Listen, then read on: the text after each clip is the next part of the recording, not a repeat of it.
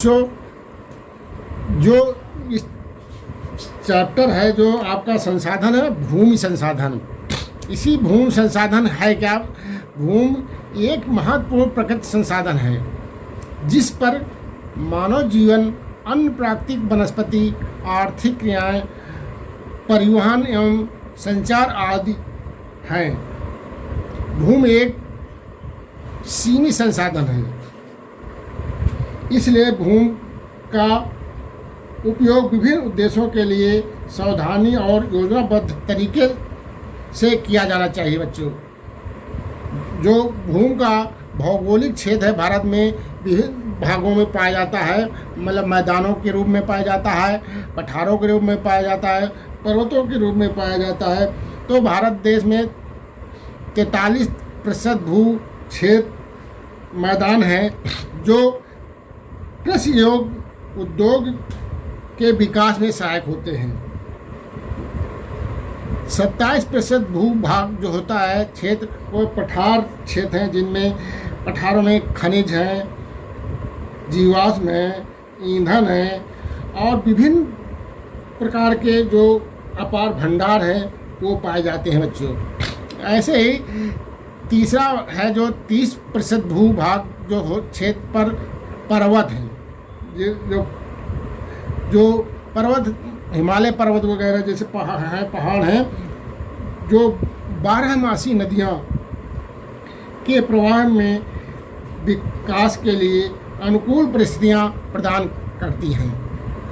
तो बच्चों, भूमि संसाधन में भूमि की क्या विशेषताएं हैं? भूमि की निम्नलिखित विशेषताएं हैं बच्चों।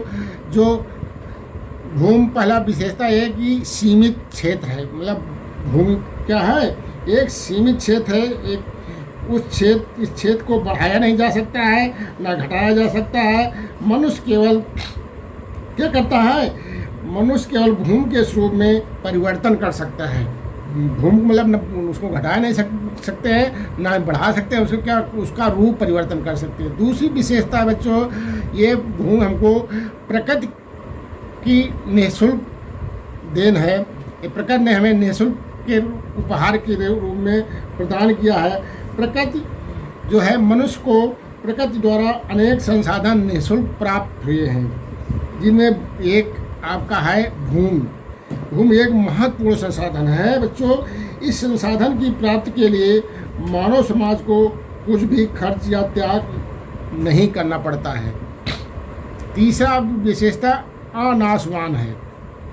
अनाशवान मतलब भूमि जो है वो भूमि को ना तो हम उत्पन्न किया जा सकता है और ना इसका विनाश किया जा सकता है। मनुष्य केवल भूमि की उर्वरता में वृद्धि कमी कर सकता है, मतलब हम उसकी वृद्धि कर सकते हैं, उपज में वो कमी भी कर सकते हैं, इसलिए भूमि अनाशवान है। दूसरी है, अगली विशेषता है अचल तथा गतिहीन है। मतलब ये भूमि हमको क्या, अचल है, मतलब भूमि एक अचल संपत्ति है जिसका स्थानांतरण नहीं किया जा सकता। एक स्थान से दूसरे स्थान तक हम नहीं ले जा सकते हैं। इस वजह से भूमि एक गतिहीन साधन है, इसे एक स्थान से उठाकर अन्य स्थानों पर नहीं ले जा सकते हैं। ये विशेषता है बड़ी। दूसरी विशेषता है स्वरूप एवं गुणों में विविधता। मतलब स्वरूप और गुणों, ये जो भूमि है इसके स्वरूप में भिन्नता है। कहीं बंजर है तो कहीं परती है तो कहीं अधिक उपजाऊ है, ये स्वरूप है इसके। कहीं पर्वत है तो कहीं ऊंचे मैदान हैं, तो ये कहीं नदियां हैं तो कहीं समुद्र हैं। तो ये सब भूमि में ये विशेष विविधता पाई जाती है बच्चों। इसी में अगली विशेषता है बहुउपयोगिता। मतलब बहुउपयोगिता, इसमें विभिन्न, इस मिट्टी में, भूमि में एक ही टुकड़े का प्रयोग अनेक प्रकार से किया जा सकता है। जैसे कि हम उसी मिट्टी में गेहूं की फसल उगा सकते हैं, मकान बना सकते हैं और उसी में कारखाने, फैक्ट्रियां वगैरह भी चला सकते हैं। ये भूमि की विभिन्न विशेषताएं बच्चों। तो भूमि में, भारत में भूमि उपयोग कैसा, किन किन स्थितियों में किया गया है? भारत में कुल भूमि का क्षेत्रफल 1.8 लाख वर्ग किलोमीटर है, जिसमें 92.2% भूमि का उपयोग किया जाता है। ये भूमि हमको विभिन्न रूपों में है। जो भूमि वन भूमि है वो 21% भूमि पाई जाती है, और पड़ती भूमि जो है 7% भूमि पाई जाती है बच्चों। दूसरी में पड़ती भूमि है। पड़ती भूमि में प्रत्येक वर्ष खेती नहीं की जा सकती। इस प्रकार की भूमि पर 2 या 3 वर्ष में एक बार फसल उगाई जाती है, उसी को हम पड़ती भूमि कहते हैं। ऐसे ही बंजर भूमि है। बंजर भूमि, जिस भूमि पर कोई कृषि उपज नहीं होती है, वो बंजर भूमि कहलाती है। यहाँ पर केवल झाड़ियाँ व घास उगती है। बंजर भूमि होने के कुछ कारणों में वनों का कटान, औद्योगिक अपशिष्ट का जमाव आदि हो जाता है। ऐसे ही चारागाह भूमि। कौन भूमि बच्चों? चारागाह भूमि। चारागाह भूमि हरी घास का ऐसा विस्तृत क्षेत्र है जिस पर पशुओं को चराया जाता है, चारागाह भूमि कहलाती है। बच्चों, ये अगला प्रश्न है, अब भारत में भूमि सुधार कार्यक्रम की विवेचना कीजिए। भारत सरकार ने भूमि सुधार से संबंधित कई कार्यक्रम चलाए हैं। वही भारत में सुधार जो कृषि या भूमि में सुधार कार्यक्रम है, पहला है भूमि सुधार कार्यक्रम। भूमि सुधार से तात्पर्य है बंजर भूमि को उपजाऊ बनाने की प्रक्रिया। इसकी आवश्यकता इसलिए पड़ती है क्योंकि अनेक कारणों से भूमि की उर्वरा शक्ति का ह्रास हो जाता है, जिस कारण आवश्यक उर्वरक तत्व नष्ट हो जाते हैं। तो ये कार्यक्रम, पहला कार्यक्रम बंजर भूमि विकास क्रम सरकार ने चलाया है।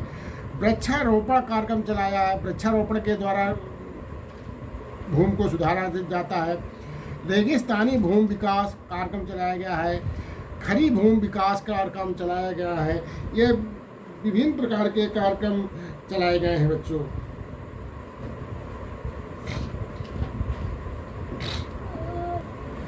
भूमि सुधार के मुख्य उद्देश्य। भूमि सुधार का उद्देश्य है बंजर भूमि को उपजाऊ बनाना। दूसरा, वृक्ष एवं वनस्पति रहित भूमि से में वन लगाना। जहाँ पेड़ पौधे नहीं है वो भूमि में पेड़ पौधे लगवाना। तीसरा है मृदा की पीएच क्षमता को सही करना। अब जहाँ अम्लीयता तथा क्षारीयता को कम करना। भूमि में जैव रासायनिक तत्वों को संतुलन को सही करना। बच्चों, उसी मृदा अपर्दन क्या है? मृदा के कटाव और बहाव की प्रक्रिया को मृदा अपर्दन कहा जाता है। मृदा निर्माण और उसके अपर्दन की क्रिया साथ साथ चलती है बच्चों।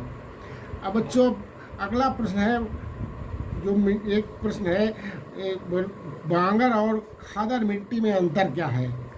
बांगर और खादर मिट्टी में बच्चों अंतर यह है, खादर मिट्टी यह तलछटी द्वारा निर्मित होती है। बांगर मिट्टी मैदान के पुरानी जलोढ़ मृदा बांगर कहलाती है। दूसरा अंतर है, यह मैदान का निचला भाग होता है जहाँ प्रतिवर्ष बाढ़ का जल पहुँचता है। अब बांगर में यह मैदान का ऊंचा भाग होता है जहाँ नदियों का बाढ़ का जल नहीं पहुँचता। तीसरा यह है, यह अपेक्षाकृत अधिक उपजाऊ मृदा होती है। जो खादर मिट्टी है वो अधिक उपजाऊ होती है। बांगर यह अपेक्षाकृत कम उपजाऊ मृदा मिट्टी होती है। संसाधन नियोजन क्या है बच्चों? संसाधन नियोजन क्यों आवश्यक है? आपके पाठ में संसाधन नियोजन। तो संसाधन नियोजन से आशय उस उपलब्ध संसाधन की पहचान और मात्रा के साथ साथ उनके उचित विकास से है। संसाधन विकास योजना राष्ट्रीय विकास लक्ष्यों के अनुरूप होनी चाहिए। भारत में विशाल मात्रा में उपलब्ध है, लेकिन विकास अपर्याप्त है। कहने का मतलब है, भारत में पर्याप्त मात्रा है मगर उसका अपर्याप्त है। ये झारखंड, मध्य प्रदेश, छत्तीसगढ़ आदि प्रांतों में खनिज और कोयले के तो प्रचुर भंडार हैं, लेकिन उसकी उपयोगिता कम की जा रही है। ऐसे अरुणाचल प्रदेश में जल संसाधन की प्रचुरता है। राजस्थान में पवन ऊर्जा, सौर ऊर्जा संसाधन की बहुतायत है। बच्चों, सतत पोषणी विकास क्या है? सतत पोषणी विकास सतत पोषणी विकास से तात्पर्य ऐसे विकास से है जिससे पर्यावरण को क्षति न पहुँचे और हम संसाधनों को उपयोग इस प्रकार हो कि आने वाली पीढ़ी को लाभ पहुँचे। सर्वप्रथम जून 1992 में ब्राज़ील के शहर रियो डी जनेरियो में संयुक्त राष्ट्र पर्यावरण और विकास सम्मेलन स्वीकृत किया गया था। एजेंडा 21 का मुख्य उद्देश्य विश्व सहयोग के द्वारा गरीबी, भूखमरी, बीमारी, असाक्षरता और पर्यावरण की क्षति को कम करना है। बच्चों, ये आप पाठ को पढ़िएगा, अच्छी तरह कापी में लिख लीजिएगा